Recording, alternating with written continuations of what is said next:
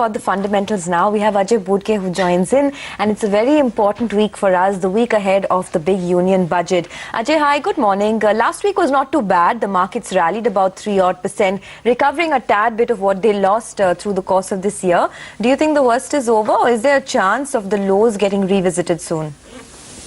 Good morning, Sonia.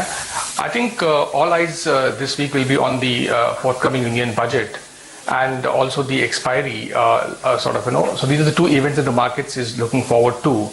Also, I think how does the global cues pay out? If there is a semblance of tamping down of volatility on the global front, then the markets should stabilize at the current level. But I still believe that there is a lot of expectation built up insofar as the budget is concerned, and how the government is able to revive the stalled investment cycle through enhanced public expenditure in certain sectors like roads and railways. They did attempt that in the last budget. However, I think when we talk to corporates on the ground, there is still a feeling that the government needs to do far more in terms of fleshing out some of the key flagship programs that they have, be it the Smart Cities program or build-up of metros in various cities. So I think eyes will be there on how the government is able to flesh out a medium-term plan for revival in the investment cycle. Okay. Well, I'll come back to you to ask you which stocks exactly you would watch out for or even recommend going long on, Ajay. Let me get Ajay Bodke's stocks for the week before the budget and then we will have more technical strategies for you, F&O strategies. Ajay, anything specifically that you will go long on before the budget? Yeah, Lata, I think there are two policies that I expect that the government should consider. One is a cash for clunkers scheme, which has been talked about, but there is an expectation among section of the market that more fleshing out of that will happen in the budget. And if vehicles over 15 years, I think if the government were to spell out policies of subsidies to replace them with more fuel efficient vehicles, I think that would provide a fillip to the auto sector, the cars, as well as the commercial vehicle sector. And it will also be buttressed by an increase in the 7th pay commission money that will flow into the pockets of central government employees. So these two put together, I would provide a fillip to companies like Maruti Suzuki, in my opinion, and Tata Motors. So these are top picks from the medium-term perspective in the auto sector. The other point we expect is that a fillip to the mortgage finance, mortgages, by increasing the deductions on interest and principal, the government could consider, because that has a multiplier impact on a whole host of downstream sectors. And that's why companies in the mortgage finance industry, the likes of HDFC Bank, IndusInd Bank, as well as LIC Housing Finance, are the ones that I would ask investors to look at with a medium-term perspective.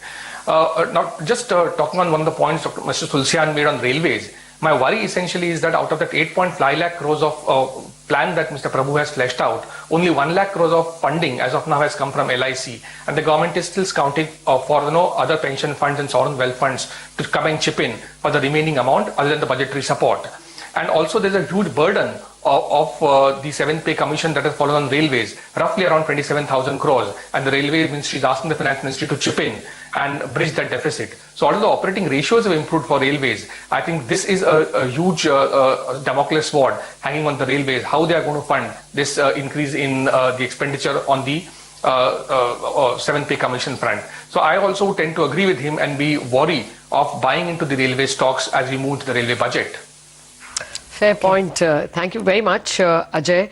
Time permitting, we'll come back to you for more stocks, but let's invite Hemant. Ajay, you did speak about the cash for clunkers scheme and how some of these auto stocks could benefit. What about the rural market? Because this time we're expecting a greater allocation from the government to rural India in the form of infrastructure creation rather than, just transfer payments. What are the themes that you could play there, or the stocks that you would be bullish on?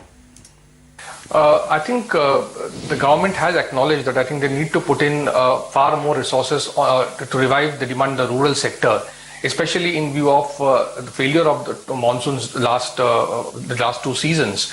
I would say that rural roads is a theme, and power transmission are the two themes that one can look at. On the rural roads front, I think all the road contractors, the likes of Sadbha Engineering or Ashoka Buildcon, or for that matter even Larsen and Toubro, are the companies that we are advocating investors to look at. On the power transmission side, I think some of the large transmission companies, be it Kalpataru or KEC, I think could get a fillip if the government through Power Grid were to announce a scheme to ensure that the rural infrastructure on the distribution side, I think, is looked into and large investments are made out there. Also on the irrigation side, we are expecting some schemes to be announced by the government. As we all know that only 50% of India is irrigated, the rest is rain-fed, and the government wants to increase that, the irrigation potential. Also, the government had announced a comprehensive crop insurance scheme. Now, whether the budget further spells out the details of that in terms of helping the reach of the crop insurance scheme, that also sort of should benefit some of the insurance companies. So all in all, I think, the rural sector is what the markets will be focused on. Because on the urban side, I think the 7th Pay Commission is expected to provide a fillip along with the OROP. All right, that's a bunch of stocks to look at.